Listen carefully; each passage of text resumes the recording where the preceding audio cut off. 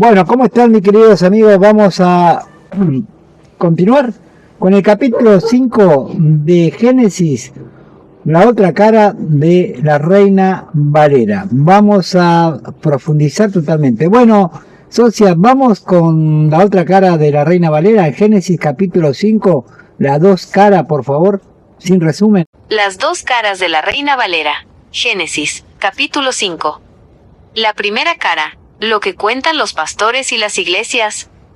Para las prédicas tradicionales y los líderes religiosos, este capítulo suele abordarse de forma superficial o pasarse por alto por tratarse, en apariencia, de una simple lista de nombres y edades.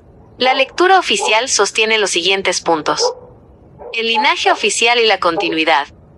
Se enseña que es el árbol genealógico exacto que conecta desde Adán hasta Noé, demostrando que Dios mantuvo una línea de descendencia directa y formal sobre la tierra tras la expulsión del Edén. La longevidad como perfección biológica. Se insiste en que los patriarcas vivieron cerca de 1000 años, llegando al récord de Matusalén con 969 años. Porque la creación primitiva era perfecta, y el cuerpo humano no sufría el desgaste físico actual.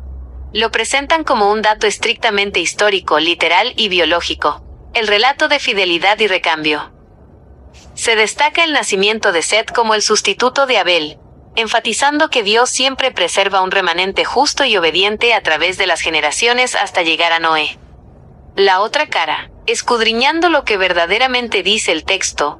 Cuando analizamos el texto de la Reina Valera con lupa y sin los dogmas tradicionales, el capítulo revela otra realidad oculta.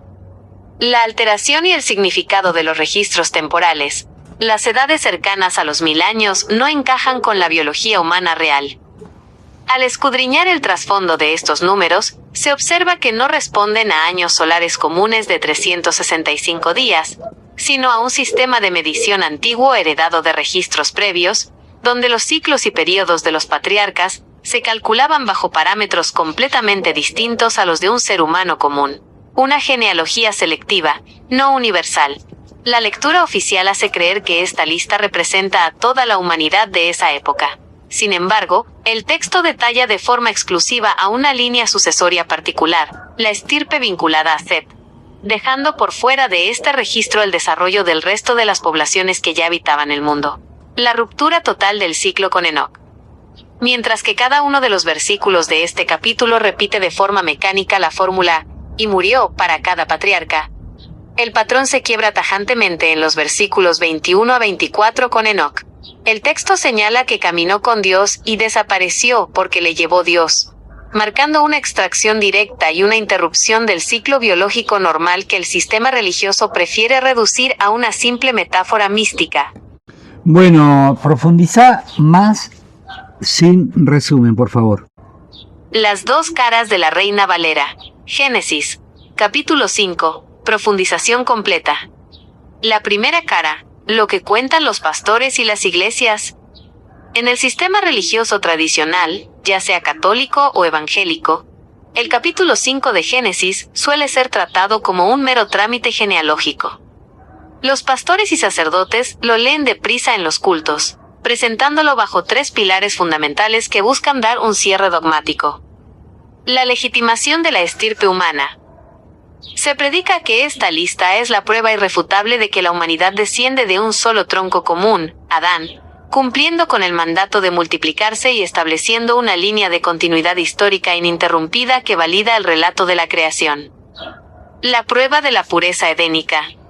Se enseña que las edades extraordinarias de los patriarcas, que rozan o superan los 1000 años, son el resultado directo de la cercanía con la perfección original del Edén y de una genética humana primitiva que aún no estaba castigada por el desgaste masivo del pecado y las enfermedades modernas. El hilo de la salvación moral.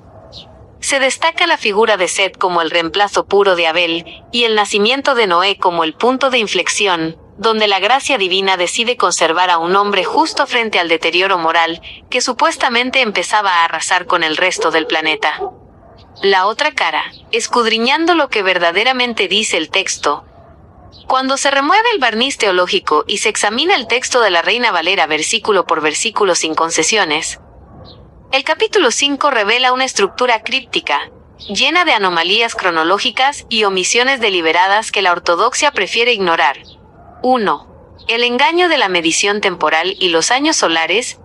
El texto afirma que Adán vivió 930 años, Set 912, ENO con acento agudo S 905, Mahalalel 895, Jared 962, Enoc 365, Matusalén 969, Lamec 777 y Noé, al momento del diluvio, 600. La enseñanza oficial insiste en que se trata de años solares de 365 días, lo cual contradice la biología humana conocida. El trasfondo oculto. Al desglosar la estructura del texto antiguo, se advierte que estos guarismos no representan la vida biológica de un individuo común, sino unidades de tiempo heredadas de sistemas calendáricos y astronómicos previos, similares a los registros de las culturas mesopotámicas. La contabilidad de estos patriarcas es, en realidad, el registro del tiempo de dominio, permanencia o influencia de determinados linajes directos que detentaban una condición diferente a la del común de las poblaciones de la época. 2. La exclusividad del linaje y la existencia de otros pueblos. La lectura superficial hace creer que esta genealogía abarca a toda la humanidad existente en ese momento histórico. Sin embargo, el análisis estricto del texto demuestra que es una selección sumamente restringida. El trasfondo oculto. El capítulo 5 describe exclusivamente la línea descendente de Set, dejando completamente al margen el desarrollo, la demografía y las acciones de los demás grupos humanos que ya poblaban la Tierra, incluyendo la estirpe de Caín y otras poblaciones.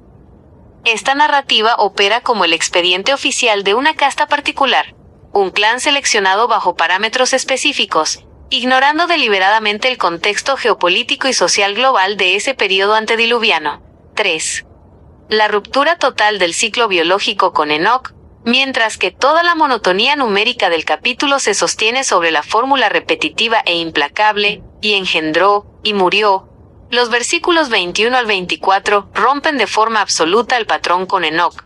El texto dice textualmente: y caminó pues Enoc con Dios y desapareció, porque le llevó Dios. El trasfondo oculto. La teología reduce este evento a una metáfora mística sobre la fe, o a un traslado espiritual al cielo.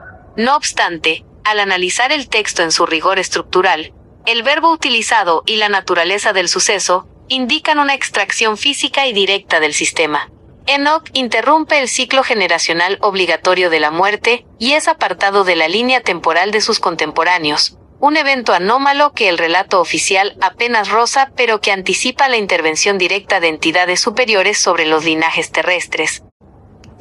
¿Hay más para agregar? Hay mucho más para desenterrar en este texto si seguimos rascando la superficie que la Iglesia esconde, Eduardo. Aquí tenés los puntos clave ocultos que completan la radiografía de este capítulo.